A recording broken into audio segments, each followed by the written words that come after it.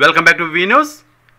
అంగన్వాడీ సమస్యలపై గత 3 రోజులుగా నిరసన దీక్షలు చేపడుతున్న తరుణంలో తెలుగుదేశం పార్టీ పోలిట్ బ్యూరో సభ్యులు మాజీ మంత్రివర్యులు చింతకాయల అయ్యన్న పాత్రుడు వారి నిరసన దీక్ష శిబిరానికి వెళ్లి వారికి సంఘీభావం తెలిపారు.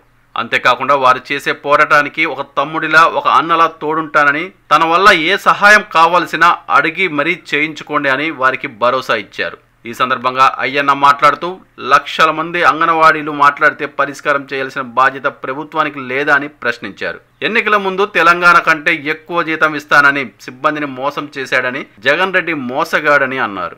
అధికారులు దౌర్జన్యం చేస్తే కలెక్టర్ కార్యాలయానికి తాళం వేస్తామని హెచ్చరించారు. గ్రాడ్యుటీ ఇవ్వాలని కోర్టులు చెబుతున్నా ప్రభుత్వాలు పట్టించుకోకపోవడం విచారకరమని అన్నారు. అధికారులు వేధింపులు ఉంటే చెప్పండి, నేను మీ వెనక ఉంటాను, అవసరమైతే ఆర్డీఓ కార్యాలయంలో వంట వార్పు కార్యక్రమం చేద్దామని పిలుపునిచ్చారు.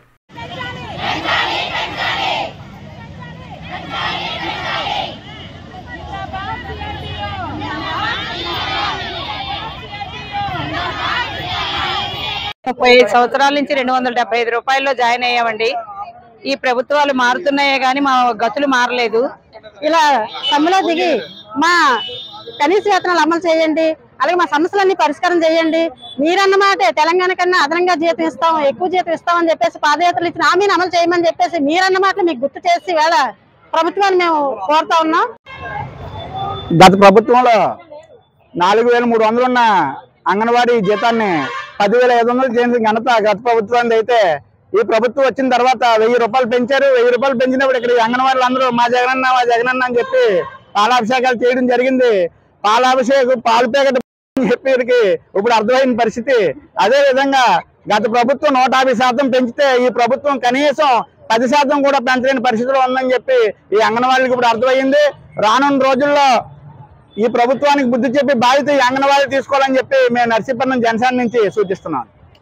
రాష్ట్ర వ్యాప్తంగా మన అంగన్వాడీ వర్కర్స్ కానివ్వండి, హెల్పర్స్ కానివ్వండి, అందరూ కలిసి అంటే 1,00,000 కుటుంబాలు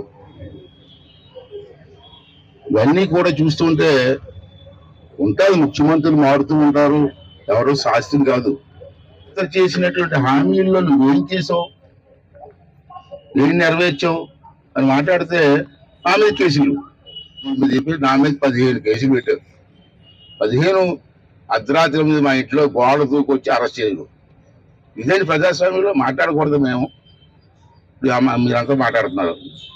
ఏంటి గారు కలెక్టర్ గారు అంటే ఒక హోదా, జిల్లా కలెక్టర్ అంటే ఎంత కోరు. కాకుండా మీ తలుపులు బదులు కొట్టి తాళాలు బదులు కొట్టి అప్పచెప్తాడా? ఎవరిచ్చాడు ఈ కలెక్టర్కి అధికారం? నాకు తెలిసిందని చెప్తే 1,00,000 మంది ఉన్నారు. 1,00,000 మంది ఒకే మాటతో రాష్ట్ర వ్యాప్తంగా ప్రతి మండలంలో కానీ హెడ్క్వార్టర్లో కానీ మాట్లాడుతున్నారు.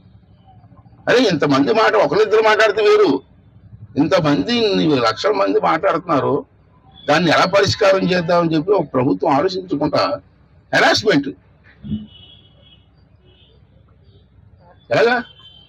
మీరు మాత్రం ఏం చేస్తారు? మీ డ్యూటీ మీరు చేస్తారు, కష్టపడతారు, మీకు ఇవ్వాల్సిన డబ్బులు కూడా ఇవ్వడం. నేను విశాఖపట్నం వెళ్ళాను మొన్న, అక్కడ మీ సెంట్రల్ కొన్ని ఉన్న అద్దె తీసుకున్నారు. నెలకి ఇంతకు అద్దె తీసుకుంటారు కదా విశాఖపట్నంలో. రైతులు కూడా 10,000, 5,000, 10,20 ఉంటాయి. ఆడికి కూడా డబ్బులు ఇవ్వలేదు, అద్దెలు ఇవ్వలేదు, అద్దెలు ఇవ్వలేదు. అలా ఇంటిపోతారా? మర్చిపోయారేం కానీ నేను మర్చిపోను. తెలంగాణ కంటే ఎక్కువ ఇస్తా అన్నారా లేదా?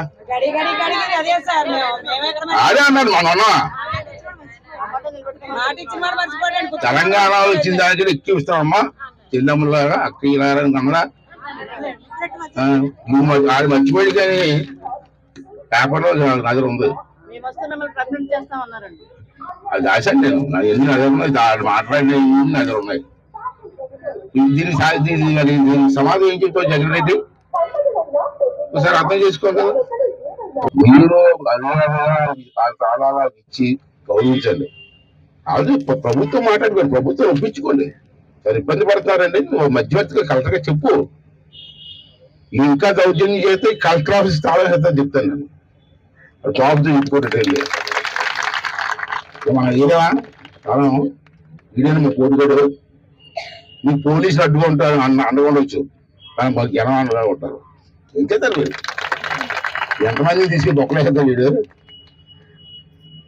అంతే ఆధారపడదామా చూద్దాం.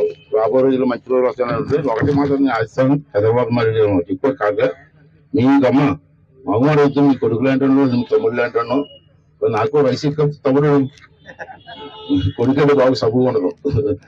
అంచేత ఇప్పుడు ఒకసారి చూసిన అజయనపోతులు అంటూ ఒకడు ఉన్నాడు, మాకు అండగా ఉంటాడు. మీరు జైలుకి వెళ్తే మీతో కూడా నేను జైలు సిద్ధం ఉంటాను. మీ మీద ఉంటుంది చెయ్యొద్దు, పోలీస్ స్టేషన్కి దాడి చేద్దాం. వచ్చినా లేదు మన వల్ల ఒట్టు మీద ఎవరి మీద చేసిన దాడి ఏం చేద్దాం. వచ్చినా లేదు, వదిలే ప్రసక్తి లేదు.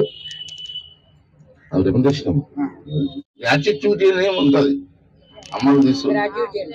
అది సుప్రీంకోర్టు ఆర్డర్ ఉంది, జిల్లా కోర్టు కాదు. అత్యున్నతమైన కోర్టు ఢిల్లీలో ఉంటుంది, పెద్ద కోర్టు మనకి. అది ఆ కోర్టులో ఇవ్వమని ఆర్డర్ ఉంది. ఇంకో నా దగ్గర కాగితాలు ఉన్నాయి. ఎందుకు ఇవ్వలేదు? ఎందుకు ఇవ్వలేదు?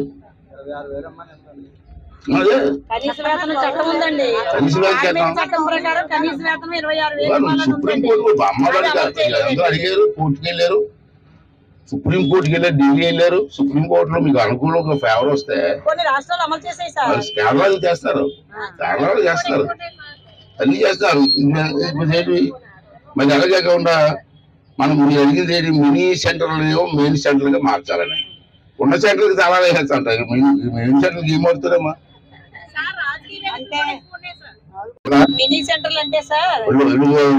మీటింగ్ వెళ్తామని చెప్పి ఆయన అరెస్ట్ చేయడం రాజకీయ వేదిక కదా.